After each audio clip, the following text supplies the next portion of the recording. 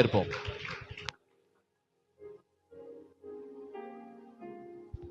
கர்த்தருடைய பரிசுத்த நாமத்துக்கு ஸ்தோத்திரம். இந்த வார்ப்பை ஏற்படுத்தி கொடுத்த தேவனுக்கு முதலாவது நான் நன்றியை தெரிவிக்கிறேன். அடுத்தது போதகருக்கும் என் நன்றியை தெரிவித்துக் கொள்கிறேன். இப்போ எனக்கு கொடுக்கப்பட்ட வார்த்தை அப்படின்னு என்னன்னு பார்த்தீங்கன்னா, பிதாவே உடைய கைகளில் என் ஆவியை ஒப்புவிக்கிறேன் என்று மகா சத்தமாய் கூப்பிட்டு சொன்னார். இப்படி சொல்லி ஜீவனை விட்டார். இப்போ எல்லாமே முடிஞ்சு போயிடுச்சு. அடுத்து அவரோட ஆவியை பற்றி பார்க்க போகிறோம். ஆவின்றது ஒரு உயிரை மட்டும் குடிக்காது. அதில் ஒரு சில ஆழமான அர்த்தங்கள்லாம் இருக்கும். அதில் எனக்கு தெரிஞ்சது ஏதோ ஒன்று கொஞ்சம் சொல்கிறேன். இப்போ பார்த்தீங்கன்னா, ஆவி ஆத்மா இது ரெண்டுத்துக்குமே வித்தியாசம்லாம் இருக்குது.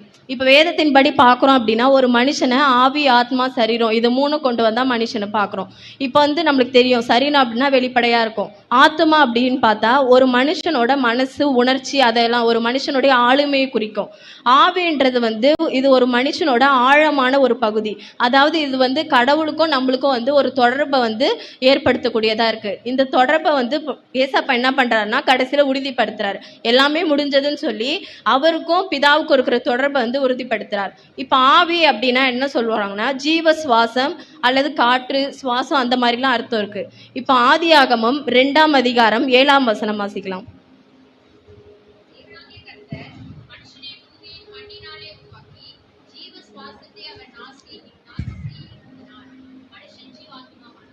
இப்போ நம்ம பார்க்குறோம், மனுஷனை மண்ணால் படைக்கிறாரு. அவனுக்குள்ளே என்ன பண்ணுறாரு, ஜீவ சுவாசத்தை ஊத்துறாரு. அப்போ மனுஷனுக்குள்ளே ஆத்மாவை என்ன பண்ணுறாரு, ஜீவ சுவாசத்தினால் ஊசி இருக்காரு. அப்போது இயேசு மரணத்தின் போது தன்னுள் இருந்த அந்த சுவாசத்தை மீண்டும் கொடுத்தவரிடமே ஒப்படைக்கிறார். அவருக்குள்ளே அந்த சுவாசம் இருக்குது. அந்த சுவாசத்தை என்ன பண்ணுறாருன்னா லாஸ்ட்டில் முடிக்கும் போது பிதாவோட கரத்தில் ஒப்படைக்கிறாரு. அதுக்கான அதிகாரம் அவருக்கும் இருக்குது. இப்போ யோவான் எழுதின நிருபம் 19ஆவது அதிகாரம் 30ஆவது வசனம் வாசிச்சு.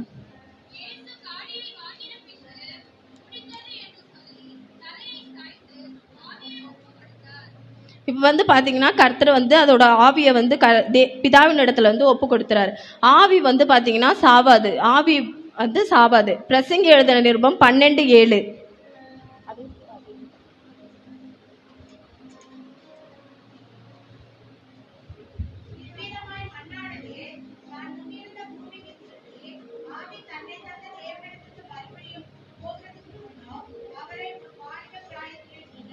இப்போ இதில் நம்மளுக்கு தேவையான பாயிண்ட் என்னன்னு பார்த்தீங்கன்னா, ஆவி தன்னை தந்த தேவனிடத்துக்கு மறுபடியும் போகாததுக்கு முன்னும், அதாவது நம்ம வாலிப பிராயத்தில் அவரை நினைக்கணும். அப்போ அந்த ஆவி நம்ம மறிச்சிட்டா யார்கிட்ட போகுதுன்னா தன்னை தன்ன தேவனிடத்திற்கே அது திரும்பி போயிடுது.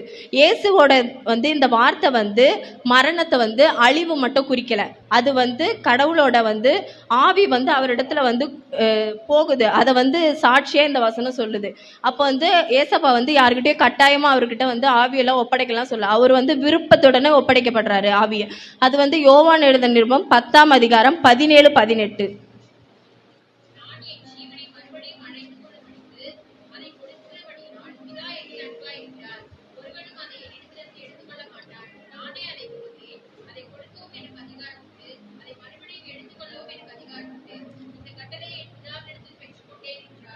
அப்போ ஆவிக்கு மேலே அவருக்கு அதிகாரம் இருந்திருக்கு. இப்போ நார்மலாக ஒரு மனுஷன் பார்த்தோம் அப்படின்னா பலவீனப்பட்டு செத்துருவாங்க, இல்லை இதன் மூலயமா செத்துருவாங்க. ஆனால் ஏசப்பா எல்லாம் முடிஞ்சு மகா சத்தமாக தான் தன் ஆவியை ஒப்பு கொடுக்குறாரு. இதை யாரும் அவரோட உயிரை யாரும் பறிக்கலை பிடுங்கலை.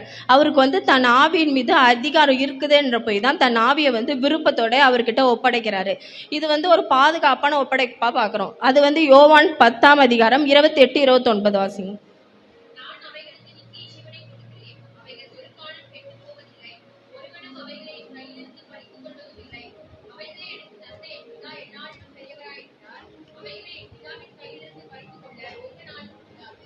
இப்போ ஒரு பாதுகாப்பான ஒப்படைப்பு. இப்போ பிதாவோட கையில தான் அவரோட ஆவியை ஒப்பு கொடுக்குறாரு. அப்போ பார்த்தீங்கன்னா பிதாவோட கையிலேருந்து யாராலும் அதை பறிச்சு கொள்ள முடியாதுன்னு இந்த வசனம் சொல்லுது. இதே போல் நிறைய வசனங்கள் இருக்கு. நம்ம பாதுகாப்பாக ஒப்படைக்கிறோம் அப்படின்னா இந்த உலகத்திலே மிகவும் பாதுகாப்பான இடம் பிதாவோட கரங்கள் தான். அதனால தான் என்ன பண்ணுறாரு, தன்னோட ஆவியை கடவுளோட கரத்தில் ஒப்பு கொடுக்குறாரு. நம்ம ஆனால் என்ன பண்ணுவோம், மற்றவங்கிட்டலாம் புலம்பி இது பண்ணுவோம். அப்படிலாம் புலம்பக்கூடாது. கடவுள்கிட்ட தான் நம்ம மன்றாடணும். அதே போல் பார்த்தீங்கன்னா ஏசப்பா உலகத்தை படிக்கும் போது 5 நாள்ல ஒவ்வொன்றா படைக்கிறாரு. ஒவ்வொன்றா 6வது நாளை மனுஷனை படைக்கிறாரு. அப்போ 6வது நாள்ல மனுஷனை படைக்கும் போது மனுஷன் வந்து தேவ சாயலால உருவாக்கப்படுறான்.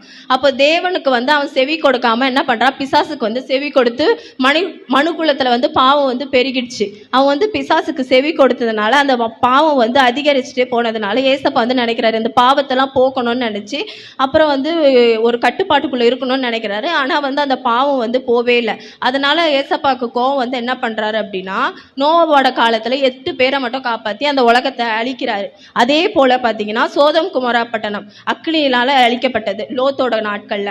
இப்படி வந்து மனுஷ பாவத்தினால மனுக்குள்ள வந்து அழிந்துட்டே இருந்துச்சு. அதுக்கப்புறம் ஏசப்பா பார்த்தாரு இது இன்னும் நிக்கலன்னு சொல்லி 10 கட்டளையே கொடுக்குறாரு. அப்பயும் என்ன பண்ணிச்சு, பாவம் பெருகிச்சு. நினைவே பட்டணத்தை அழிப்ப சொல்ற அளவுக்கு பாவம் வந்து தலைவிரிச்சு ஆடிச்சு. அதே போல ரோமர் 7ஆம் அதிகாரம் 15-17 அதில் வந்து என்ன சொல்வார் அப்படின்னா, நான் விரும்புகிறது எனக்கே பிடிக்காம நான் செய்கிறேன், விரும்புறதை செய்யாமல் விரும்பாததே நான் செய்கிறேன். நான் ஏன் அப்படி செய்கிறேன்னா எனக்குள்ளே வாசமாக இருக்க பாவம் தான் அப்படி செய்யுதுன்னு சொல்கிறாரு. அப்போ ஒரு மனுஷனுக்குள்ள பாவம் இருக்க போய் தான் அந்த காலத்துலலாம் என்ன பண்ணுறாங்கன்னா, ஒரு தேவனுக்கு முன்னாடி ஒரு ஆடு மாடு அதெல்லாம் பலி செலுத்துகிறாங்க. குற்ற நிவாரண பலி, பாவ நிவாரண பலி அப்படி செலுத்தியுமே அந்த பாவம் வந்து மறுபடியும் உயிர் கொள்றது. முடிவில் வந்து தேவன் வந்து பாவத்தை போக்க மனுஷனோட ரத்தம் வந்து சிந்தப்பட முடியாது. ஏன்னா ஒரு மாசு இல்லாத குற்றமற்ற ரத்தம் சிந்தப்படணும். அப்ப வந்து 1 பேதுரு 1:19 குற்றமில்லாத மாசற்ற ஆட்டுக்குட்டியாகிய கிறிஸ்துவின் விலையேற பெற்ற இரத்தத்தினாலே மீட்கப்பட்டீர்கள் என்று அறிந்திருக்கிறீர்களே.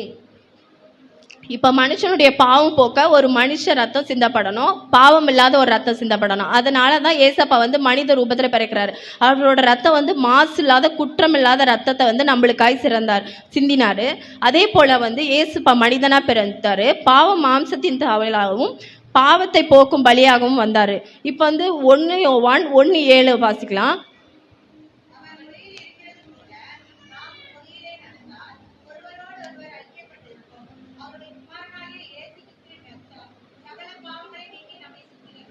அப்போ வந்து ஏசப்பாவோட ரத்தம் தான் வந்து நம்மளை வந்து சகல பாவங்களையும் நீக்கி நம்ம சுத்திகரிக்குதுன்னு பார்க்குறோம். தேவன் வந்து மனிதனை வந்து பரிசுத்தமாக வாழ வேணும்னு நினைக்கிறாரு. அது இயேசுவின் மூலமாக நிறைவேறி முடிஞ்சுது. பிதா வந்து கொடுத்த வேலையை சரியாக செஞ்சு தான் வந்து ஆவியை வந்து ஒப்பு கொடுக்குறாரு. இப்போ வந்து இயேசுவால தான் மனிதன் வந்து தேவன் விரும்புகிற பரிசுத்தமான வாழ்வை வந்து வாழ முடியும். இதே போல தான் நம்ம என்ன பண்ணுறோன்னா, நம்ம வந்து ஒரு சில நேரத்தில் என்ன பண்ணுறோன்னா, நம்ம யார்கிட்டையும் நம்ம போய் புலம்புறோம். நம்முடைய ஆவியை வந்து கடவுள் இடத்துல ஒப்பு கொடுக்கணும். அதாவது எப்படின்னா, இப்போ நம்மளுக்கு வந்து வேற வழியே இல்லை, ஏதோ ஒரு கஷ்டம் அப்படின்னா நம்ம கடவுள்கிட்ட போய் மன்றாடணும், அவர்கிட்ட பேசணும். அந்த தெய்வீக தொடர்பை வந்து நம்ம வந்து இது பண்ணணும். இப்போ வந்து நம்ம மனுஷன்கிட்ட பேசினா அந்த ரகசியம் எல்லாம் யாருக்காவது தெரிஞ்சிடும், நம்ம ரகசியம் வந்து காப்பாற்றப்படாது. அப்போ வந்து நம்ம கடவுளுக்குள்ள இன்னும் இதுவாக ஐக்கியமாக இருக்கணும். நம்மளோட ஆவி வந்து தெய்வீக தொடர்பில் அவரோட தொடர்பு கொண்டு இருக்கணும். இதை தான் வந்து பிதாவானவர் வந்து வெற்றிகரமாய் முடிச்சு தன் ஆவியை வந்து பிதாவோட கரத்துல ஒப்பு கொடுத்தார். கர்த்தர் தாமே இந்த வார்த்தையை ஆசீர்வதிப்பாராக. ஆமென்.